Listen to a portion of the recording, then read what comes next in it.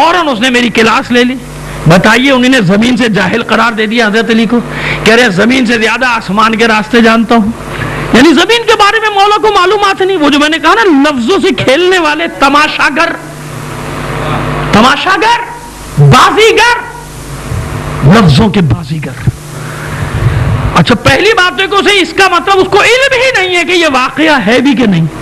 اگر اس نے تاریخ پڑھی ہوتی تو پہلے تو سر جھکاتا, مجھ پر اعتراض کرنے کے بجائے مورخ پہ اعتراض کرتا, مجھ پر اعتراض کرنے کے بجائے محدث پہ اعتراض کرتا, مجھ پر اعتراض کرنے کے بجائے راوی پہ اعتراض کرتا. مجھ پر تو اعتراض نہ کرتا نا, کیونکہ واقعہ تو موجود ہے نا کہ مولا نے فرمایا کہ پوچھو مجھ سے, میں زمین سے زیادہ آسمان کے راستوں سے واقف ہوں. اس عقل مند کو اتنی عقل نہیں آئی کہ کائنات کے مقابلے میں زمین کا حدود اربع کیا ہے, کتنی سی ہے زمین.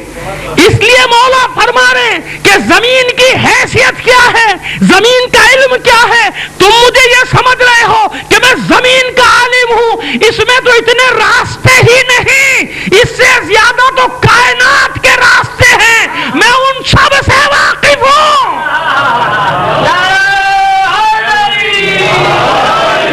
تھوڑی سی عقل استعمال کر لیتا تو اس کی یہ بات سمجھ میں آ جاتی کہ مولا کیوں فرما رہے کہ زمین سے زیادہ, اس لیے کہ زمین کا حدود اربع کیا ہے مولا کے سامنے. زمین ہے کتنی سی, زمین کا دعویٰ کیوں کرے مولا, اس لیے کہہ رہے کہ زمین سے زیادہ, اس لیے کہ اس کے راستے کم ہیں, کائنات کے راستے زیادہ ہیں. سمجھ میں آئی بات؟ کیسا دعویٰ کرنے والا تو ہو. تو اب ابھی طے نہیں ہوا کہ مسند رسول پہ کون ہے, لیکن یہ تو طے ہے نا کہ نور کو قیامت تک رہنا ہے, نور کو قیامت تک, کیونکہ کتاب ہمیشہ محتاج رہے گی نور کی. دو چیزیں قرآن کہہ رہا ہے, دو چیزیں. کتنی؟ دو چیزیں نا. قد جاءکم من اللہ نور و کتاب, نور بھیجا اور کتاب. آج اب آپ کو ایک طرف اور لے کے چلو. ایک اور آیت بڑی مشہور, اکثر دروازوں پہ بھی لکھی ہوتی ہے, بینر پہ بھی لوگ لکھ دیتے ہیں, وَاعْتَصِمُوا بِحَبْلِ اللَّهِ جَمِيعًا وَلَا, اللہ کی رسی کو مضبوطی سے تھام لو اور آپس میں تفرقہ نہ ڈالو. لکھ تو دیتے ہیں, عمل نہیں کرتے. کاش مومنین ہی عمل کر لیتے, لیکن خیر ہم تو بات کچھ اور کہنے جا رہے ہیں. وَاعْتَصِمُوا بِحَبْلِ اللَّهِ جَمِيعًا وَلَا تَفَرَّقُوا. یہ حبل اللہ کیا ہے, اللہ کی رسی کیا ہے؟ بھائی روایات ایک طرف, حدیثوں نے بتایا, چھٹے امام نے بھی فرمایا, امام جعفر صادق علیہ السلام نے. اصل میں ایک آپ کی خدمت میں ایک عذر پیش کرنا چاہتا ہوں, ایک معذرت پیش کرنا چاہتا ہوں کہ میں ذہن بنا کے آیا ہوا تھا ایک موضوع پہ, ورنہ میرے احباب جانتے ہیں کہ میں چھٹے امام پہ پورا عشرہ پڑھ چکا ہوں, لاہور میں بھی کراچی میں بھی.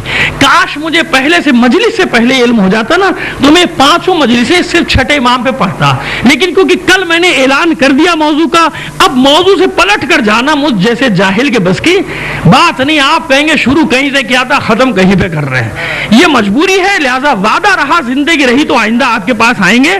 میں نے ہر معصوم پر ایک عشرہ پڑھا ہے, اللہ نے یہ اعزاز مجھے دیا ہے مجھ جیسے طالب علم کو, اور میں چھٹے امام پر بھی, اور کہیں موقع ملے گا میں آپ کی خدمت میں عرض کرتا چلا جاؤں گا کہ یہ مسئلہ کیا ہے. ایک صلوات بھیج دیجئے محمد آل محمد پر.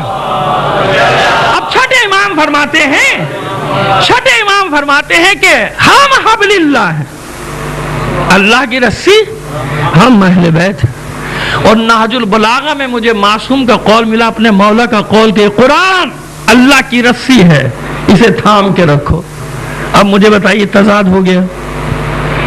اور میرے سامنے وہ روایت بھی ہے کہ اولنا محمد, اوسطنا محمد, آخرنا محمد, کلنا. اور دوسری بات یہ, خبردار ہم میں کسی میں کوئی تضاد نہیں ہے نہیں بات. اب میری تو سمجھ میں نہیں آ رہا کہ مسئلہ ہے کیا, یہ مسئلہ کیا ہے. مولا فرما رہے ہیں کہ قرآن اللہ کی رسی ہے, اس کو تھام کے رکھنا. چھٹے امام فرما رہے کہ ہم اہل بیت نانو حبل اللہ, ہم اللہ کی رسی ہمیں مضبوط. مگر عہدہ کھل گیا. اور جیسے کہ میں نے کل عرض کیا کہ علماء کا صدقہ ہے, میں تو بڑا معمولی سا طالب علم ہوں, کہ وہ سوال چھوڑ دیتے تھے ہمارے لیے کہ نہیں حل کرو, 1 ہفتہ لگے یا 10 دن لگے یا 15 دن لگے, حل کرو اس کو, یہ کیا ہے مسئلہ. آخر جب کتابیں ادھر ادھر دیکھیں, سنبھالی, مسئلہ حل ہو گیا. رسی ہے کیا؟ پہلے تو یہ سمجھ میں نا اللہ نے کیا کہا, رسی کا لفظ استعمال کیا. رسی ہے کیا؟ رسی کے بارے میں غور کرتے کرتے یہاں تک پہنچی بات کہ رسی کم سے کم 2 دھاگوں سے وجود میں آتی ہے. کم سے کم رسی بنانے کے لیے 2 دھاگے, ان کو بل دیتے چلے جاؤ تو وہ دھاگا جو یوں ٹوٹ جاتا ہے, جیسی بل دو گے 2 دھاگوں کو تو وہ اتنا مضبوط ہو جائے گا کہ وہ آسانی سے ٹوٹنے والا نہیں رہے گا. تو کم سے کم رسی کے لیے کتنے دھاگوں کی ضرورت ہے؟ 2 دھاگوں کی ضرورت. تو مسئلہ تو حل ہو گیا نا. قرآن نے فرمایا اللہ کی رسی کو مضبوطی سے تھامو, تفریقہ نہ ڈالو. مولا نے فرمایا قرآن رسی, چھٹے امام نے بتایا ہم اہل بیت رسی. مسئلہ تو حل ہو گیا. اب آئیے سوائق محرقہ مل جائے گی کتاب, کسی بھی کتاب خانے سے لے لیجئے گا, اور ہمارے کتاب خانے بھی جو ہیں وہ اب تو ان پہ بھی ملتی ہے کیونکہ ہمیں کوئی خطرہ نہیں. جلانے والی بجلیاں, ہم جلیں یا نہ جلیں مگر بجلی کی چمک سے فائدہ ضرور اٹھاتے ہیں. ہمیں تو جلانے کی حسرت نہیں ہے, پتہ نہیں کب سے چلے گئے لوگ. تو سوائق المحرقہ سب سے رد میں جو ہماری لکھی گئی سب سے بڑی کتاب ہے, اور اردو ہر زبان میں اس کا ترجمہ بھی ہے. لیکن وہ سوائق المحرقہ وہ بھی اس کے جواب میں تو نہ معلوم کتنی کتابیں آ گئی, مگر ان کی وہاں پہ اٹکی ہوئی ہے ڈور کے نہیں, یہ دیکھیے کہ اس کتاب میں کیا کیا لکھا. چلیے وہیں سے لیجئے, ایک جگہ سے نہیں, نہ معلوم کتنے حوالے دیکھیں. ابن حجر صاحب فرماتے ہیں اس حدیث کو کہ قول رسول ہے, ایھا الناس